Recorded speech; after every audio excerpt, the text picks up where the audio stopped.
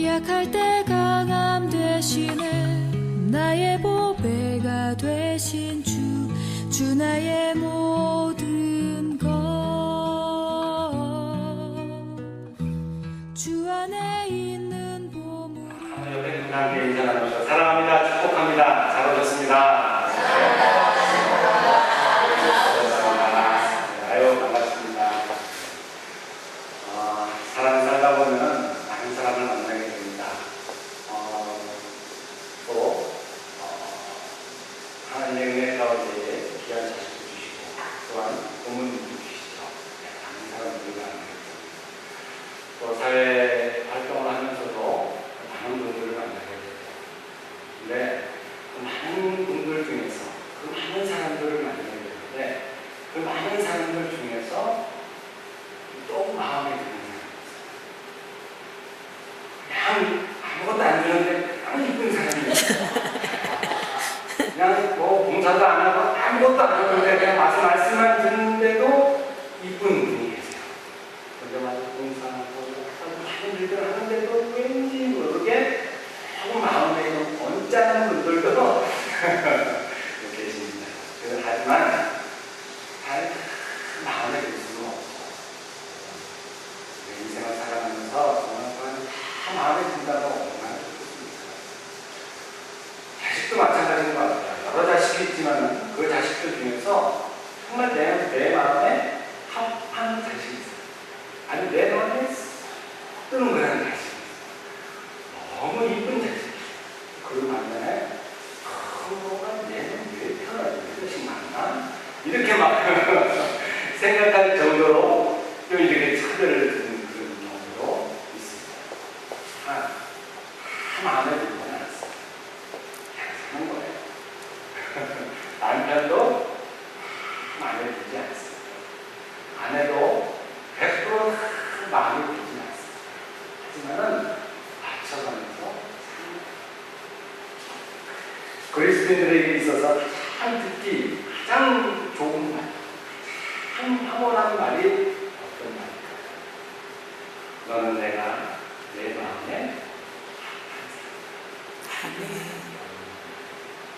내 마음에, 너는 내 마음에 맞는 사람이라고 하나님께서 인정해 주시는 그런 말씀인 것입니다. 그런데 본문 22절에 보면 하나님께서 내가 이새의 아들 다윗을 만나니 내 마음에 맞는 사람이다.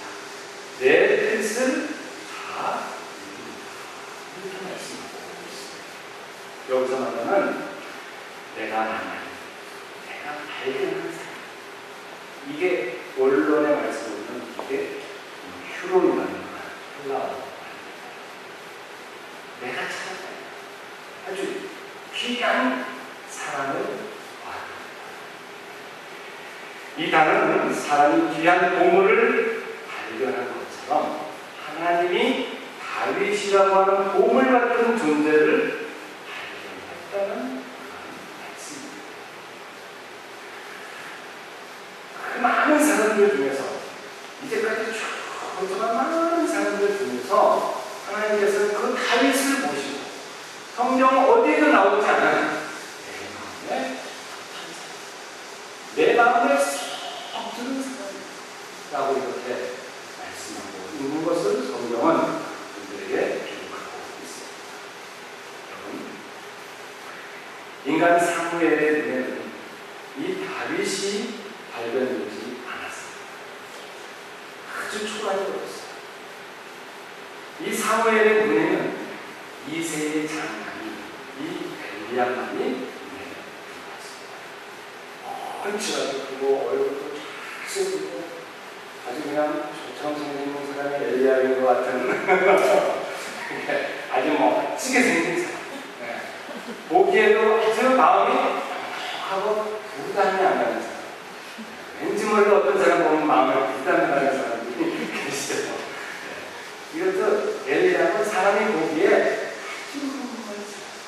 너무너무나 멋진 사람. 그렇게 보였습니다.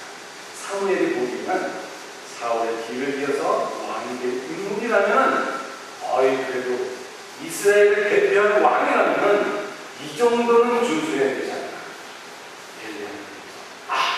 이게 바로 이를 이어서 왕들, 이제 이스라엘 왕이나 이렇게 생각합니다. 이는 정말 귀한 보물은 숨겨져 있어 겉만 보는 사람의 눈에는 잘 띄지 않습니다. 하나님처럼 외모가 아닌 중심을 보는 눈에게만 잘 띄질 수 있다는 하나님의 나라는 아무나 보는 것이 아니에요. 하나님의 나라는요, 아무나 보는 것이 아닙니다. 정말 그 귀한, 우리가 인간이 보기에는 아무것도 없고, 정말 부잘것도 없고, 흠모할 것이 아무것도 없는 그것이 하나님이 원하시는 교회입니다. 하나님 될 수도 있는 큰 교회로 작은 교회로 그런 것이 아닙니다. 우리 교회도 큰 교회인들이 있습니다. 우리 교회가 정말 큰 교회. 일단 100천 만을 감당할 수 있는 공동입니다. 매 시간마다 복음에 대해서 그 원론을 아니 요리도 안 하는 그냥 그 살코기를 먹는 내가 바로 우리 원정교회입니다.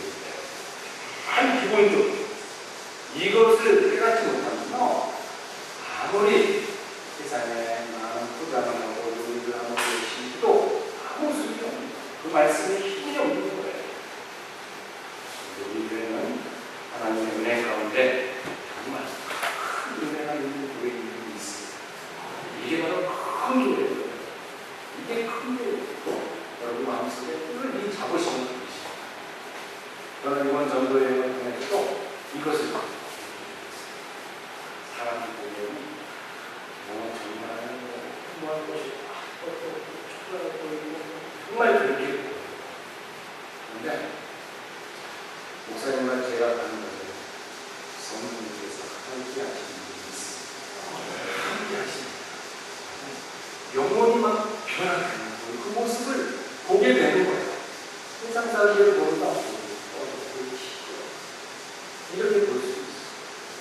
그런데 그 영혼의 그 말씀 속에서 주옥 같은 말씀을 듣고 그 말씀을 듣고 눈물을 흘리고 그 말씀을 듣고서 그에 대하여 또 궁금했어요. 저렇게 와서 서울에서 와서 이렇게 와서 말씀을 전하는 와서 이렇게 전하는 그 말씀이 궁금한 거예요. 그래서 사람들이 나와서 듣는 그 모습을 보면서 큰 천국으로 정말 하나님의 나라로 이루어지십니다. 정말 하나님이 원하시는 그 복음 전하는 것이 바로 우리가 먼 한국 아우리 친구들과 못 가요. 때문에 손으로 못해요. 여러분 이것이 바로 작은 천국이에요. 작은 역사를 이루는 것입니다. 정말 우리는 반드시 다 못한 말씀을 드리고 준비로 축원합니다. 벌써 두 분이 벌써 추천을 하셨어요. 반드시 내년은 반드시 갑니다. 벌써 도장을 찍으신 분들도 계십니다. 사모하는 분들이 계세요. 자, 이렇듯 우리 보면은 우리의 하나님은 외모를 보지 않으십니다. 우리의 모습을 보지 않으십니다. 우리 마음을 중심에 보십니다. 목사님의 마음을 중심에 보십니다. 저의 마음을 그 중심에 보세요. 하나님은 그걸 보고서 기뻐하세요. 다른 것보다도 하나님은 그 종의 간절한 마음, 그 복음을 전하는 그 마음, 여러분 그 마음을 보시고 내 마음 이게 하나님께서 우리를 복을 만드는 것입니다. 바로 딱히 비용을 하고 정말 힘들지만 정말 우리 인간이기에 그런 데 가서 여러분들이 다 있습니다. 복음을 전해야 되나? 늘상 복음을 전하는데 매주마다 복음을 전하는데 매일매일 이렇게 와서 복음을 전해야 되나? 이런 생각도 들 수 있습니다. 하지만 그 사역이 내 생명을 붙들고 나가는 게 있습니다. 자, 그래서 이렇듯 보면은 보이지 않는 것, 여러분, 가지지 않는 남들이 가지지 않는 그것이 바로 예수님도 나사렛 출신이었어요. 교육받지 못했어요. 어떤 누구의 문화생, 가만히의 문화생, 이런 출신이 아니었어요. 아무 병도 없는 사람입니다. 스텝으로 따지면 전부 한 사람. 예수. 아무것도 없는 사람. 자, 외모를 보자면 흠모할 것이 없다라고 이사야서는 선지자가 했습니다. 전혀 볼품이 없는 것. 우리가 생각하는 그런 예수님의 그 성화, 그런 서양의 그 모델을 했기 때문에 그렇게 얼굴이 이렇게 생기신 거예요. 정말 대수롭지만 정말 이렇게 다니시면서 노산에 다니셨으면 얼굴이 얼마나 시커매시겠어요. 그런 모습, 험한 모습, 아주 정말 모습이었어요. 오늘 보면 하나님은 당신의 경륜을 위해서 바로 사울을 역사 속에서 불러 쓰시다가 이제 해하시고 다윗을 불러 쓰셨습니다. 여러분, 왜 다윗이었을까? 한마디로 하나님의 마음에 합한 사람이었기 때문에 다윗을 불러 쓰셨습니다. 다윗이 어떤 사람이어서 주님의 마음에 맞는 그런 사람이었을까요? 그 이유는 본문에는 보이지 않습니다. 그러므로 우리는 그 이유를 찾아볼 이유가 있죠. 성경에 보면 그 말씀이 구약 성경에 말씀하고 있습니다. 이 다윗은 구약에 몇 번 나오냐면 한 800번 가까이, 신약에서는 60번 가까이 있습니다. 다윗은 정치가이면서 시인이기도 하고 군인이면서 지도자이기도 합니다. 임금이면서 믿음의 하나님의 마음에 맞는 사람이 다윗이 어떤 면이 하나님의 마음에 합했는지 오늘 말씀을 깨달을 수 있기를 주님의 이름으로 축원합니다. 첫 번째는 뭐냐면 다윗은 항상 하나님의 뜻을 알고자 힘썼던 사람입니다. 즉 하나님의 뜻을 알고자 늘 기도했던 사람, 늘 말씀을 보는 사람이었습니다. 36절의 말씀 보여주면 자, 우리 한번 같이 읽겠습니다. 시작. 다윗은 당시에 하나님의 뜻을 따라 섬기다가 잠들어. 아멘. 다윗은 당시에 하나님의 뜻을 따라 섬기다가 어떻게 했다고요? 잠들었다는 거예요. 다윗이 이렇게 하나님의 뜻을 사모했던 사람입니다. 하나님의 뜻이 없습니까? 다윗은 하나님의 뜻을 따라 섬기는 사람입니다. 그러기 위해서 그는 항상 하나님의 뜻을 알고자 힘썼습니다. 이스라엘의 그 초대왕 사울은 하나님의 뜻보다 자신의 유익을 먼저 챙기는 사람이었습니다. 하지만 이대 왕이었던 두 번째 왕이었던 이 다윗은 항상 하나님과 가까이, 하나님의 뜻이 무엇이 하나님께 가까이 다가가기를 원했던 사람, 그 사람으로 다윗입니다. 하나님과 진정한 관계를 맺지 못한 사울과는 달리 이 다윗은 열정적으로 하나님을 찾았습니다. 늘 하나님을 찾고 하나님을 묵상하고 그러다가 잠이 들고 했던 사람. 다윗의 열정은 하나님과 개인적인 관계를 갖는 것이었습니다. 오직 주님만 바라보는 사람, 오직 하나님만 바라보는 사람, 그 영적인 사람, 그 사람이 바로 다윗이었습니다. 그는 자기 방식대로 어떤 것도 하기를 원치 않았습니다. 오직 하나님 앞에 모든 일을 할 때마다 하나님의 방식대로 하기를 소원했습니다. 다윗이 실수할 때 항상 다윗도 사람에게 실수를 합니다. 여러분, 다윗이 실수할 때는 하나님 앞에 묻지 않았습니다. 항상 실수할 때 보면은 하나님을 묻지 않을 때, 하나님과 깊은 교제가 이루어지지 않을 때, 여러분 이럴 때에 문제가 생깁니다. 우리의 삶 속에서 늘 기도와 말씀을 통해서 주님과 교제할 수 있도록 주님으로 여러분 기도하셔야 돼요. 늘 하나님 앞에 말씀으로 하나님 앞에 다가가야 되죠. 다윗이 한번 고백을 들어보겠습니다. 시편 143편 10절에 보면 주는 나의 하나님이시니 나를 가르쳐 주의 뜻을 행하게 하소서. 이 말씀을 보면요, 다윗이 얼마나 하나님의 뜻을 사모하고 하나님의 뜻대로 살기를 원했는지를 잘 알 수 있습니다. 사랑하는 성도 여러분, 다윗은 항상 하나님의 뜻을 알고자 힘쓴 기도의 사람이었습니다. 늘 말씀의 사람이었습니다. 사울은 40년 동안 이스라엘을 통치했던 이스라엘의 초대왕입니다. 그런데 매매 블레셋과의 싸움에서 한 번도 승리한 적이 없습니다. 늘 이스라엘의 전쟁에 나가면 늘 질질 끌고 늘 블레셋에게 졌어요. 그는 하나님과의 관계 맺기를 실패했습니다. 따라서 하나님의 도우심을 얻지 못했습니다. 항상 인간의 방법으로 물량주의, 항상 그렇게 모든 전쟁에서 이기려고 했던 사람이 사울 왕이었습니다. 하지만 다윗은 그렇지 않았습니다. 다윗이 왕위에 올랐을 때 제일 먼저 하나님께 가서 여쭤 보았습니다. 사무엘하 5장 19절에 제가 블레셋을 공격하기를 원하십니까? 하고 이렇게 묻습니다. 그러나 하나님께는 늘 이렇게 물어서 전쟁을 하면서 큰 전쟁, 세 번의 큰 전쟁에서 블레셋을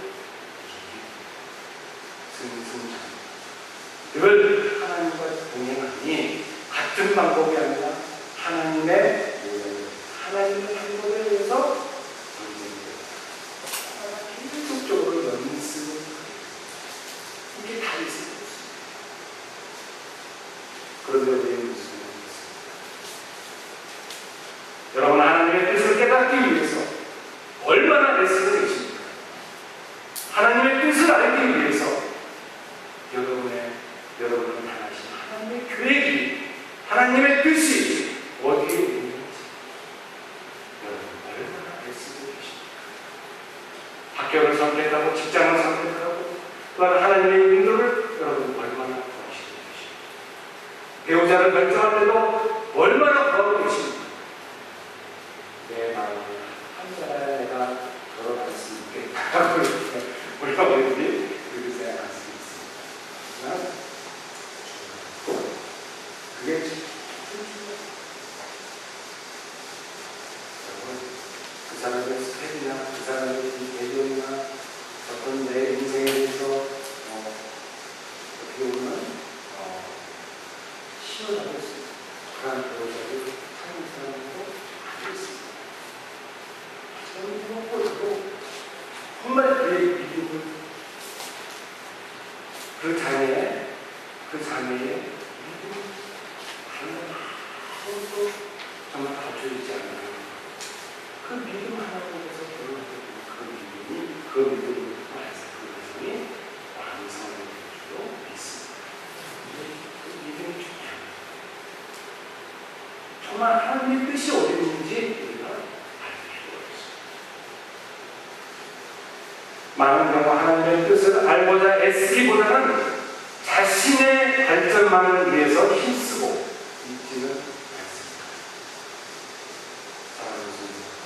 하나님의 말은 열정적으로 하나님을 찾는 사람들의 것인 줄 믿습니다. 우리 모두 기도의 사람, 말씀의 사람이 되십시오. 우리 모두 다윗처럼 주님의 뜻을 찾고 그 뜻대로 행하는 것입니다. 주님으로 축원합니다. 두 번째는 다윗은 하나님을 높이는 일을 힘썼습니다. 즉, 늘 하나님을 찬양했다고 합니다. 다윗이 하나님의 마음에 흡족한 사람이 된 것은 그가 하나님을 높이는 일에 힘썼기 다윗은 찬양의 사람이었습니다. 그의 고백을 들어보면 시편 119편 164절 주의 의로운 규례들로 말미암아 내가 하루 7번씩 주를 찬양하나이다. 그렇게 말씀하고 있습니다. 다윗은 기도의 사람일 뿐만 아니라 찬송의 사람입니다. 하루에 몇 번이요? 7번 하나님을 찬양했다는 것입니다. 이것은 결코 쉬운 일이 아닙니다. 사랑하는 성도 여러분, 다윗은 하나님을 높이기를 힘쓴 찬양의 사람이었습니다. 다윗은 유일한 관심이 하나님을 찬양을 통해서 기쁘시게 해드리는 것이었습니다. 시편을 보십시오. 시편은 모두가 여러분 대부분이 다윗의 시편. 이 시편은 누구에게서 하나님을 찬양합니다. 그 곡이 150편 중에 거의 다윗의 시편. 괴로울 때나 힘들 때나 여러분 기쁠 때나 늘 하나님을 찬양합니다. 이것이 기쁠 때는 누구나 찬양할 수 있습니다. 하지만 슬플 때, 죄악 속에 있을 때, 너무너무나 힘들 때, 그럴 때도 하나님을 찬양할 수 있는 주님으로 쉬고 이게 영적인 삶. 다윗이 왕이 되었을 때에 하나님의 언약궤를 오벳에돔 집에서 다윗 성도 옮겨오게 됩니다. 그랬을 때에 그가 기뻐서 춤을 추고 어느 정도로 기뻤을까요? 서로 추면서 다시가 괴로운 줄도 모르고 기뻐할 것입니다. 왕이 체면이 있지 않습니까? 그럼에도 불구하고 사무엘하 6장 14절에 보면 다윗이 여호와 앞에서 힘을 다하여 춤을 추는데 그때에 다윗이 베옷을 입었더라 라고 이렇게 말씀하고 있습니다. 그 베옷이 외로울 정도로 힘을 다해서 춤추면서 하나님 앞에 찬양을 했던 사람. 시편은 하나님입니다. 대표적으로 150편 1절에서 6절의 말씀입니다. 할렐루야 그의 성소에서 하나님을 찬양하며 그의 권능의 궁창에서 그를 찬양하며 그의 능하신 행동을 찬양하며 그의 지극히 위대하심을 따라 찬양할지어다. 나팔 소리로 찬양하며 기파와 수목으로 찬양할지어다. 소고치며 춤추며 찬양하며 현악과 풍소로 찬양할지어다. 큰 소리 나는 제금으로 찬양하며 높은 소리 나는 제금으로 찬양할지어다. 호흡이 있는 자마다 여호와를 찬양할지어다. 할렐루야. 네, 우리의 삶을 이렇게 찬양할 수 있게 주님의 이름으로 축원합니다. 마지막으로 세 번째는 이 다윗은 어떤 사람이었을까요? 다윗도 사람입니다. 다윗도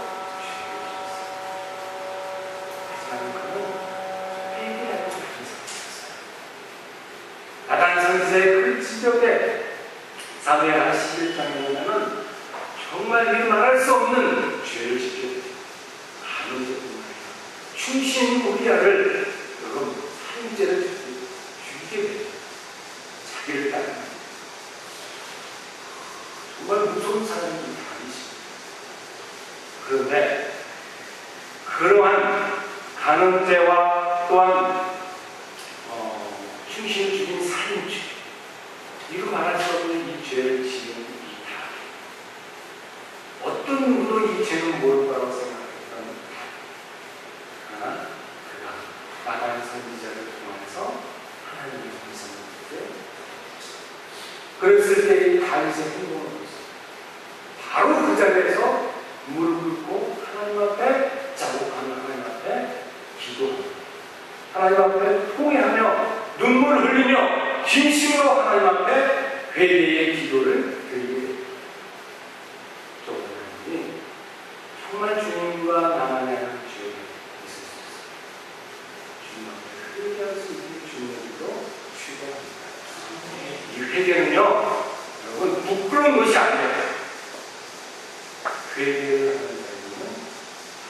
속에서는 그것을 회개하지 않는 사람, 이것이 문제인 것입니다.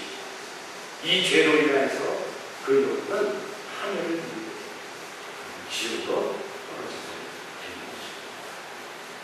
이 무서운 죄, 이 죄로 우리가 이 죄를 회개해야 합니다. 죄를 회개할 때에 우리 주님은 그 죄를 다시 기억하지 않는다라고 성경이 말씀하고 있습니다. 흔적도 없이 동화시켜 주신다라고 말씀하고 계시면서 우리의 죄가를 우리에게서 멀리 옮겨주시고 맑게 씻어 주신다라고 말씀하고 있습니다. 사랑하는 성도, 성경은 죄인이 회개할 때 하나님께서 베풀어 주신 축복을 말씀하고 있습니다. 저와 여러분이 죄를 인해서 주님의 회개합니다. 주님의 이름으로 축원합니다. 시편 51편 16절에서 17절에 보면 다윗이 바세바와 간음한 죄를 짓고 난 이후에 회개의 눈물을 흘리면서 이런 고백이 있습니다. 주께서는 제사를 기뻐하지 아니하시고 그렇지 아니하면 내가 드렸을 것이다. 주는 번제를 기뻐하지 아니하십니다. 하나님께서는 구하시는 제사는 상하십니다. 하나님께서 상하고 통해하는 마음을 주께서 멸시하지 아니하십니다. 하고 이렇게 그 얘기를 드리고 있습니다. 저와 이러한 상하심, 통해하는 마음을 가질 수 있게 주님으로 축원합니다. 그리고 가장 중요한 오늘 본문의 말씀, 지금까지 드린 말씀은 서로 오늘 본문의 말씀드렸습니다. 23절의 말씀.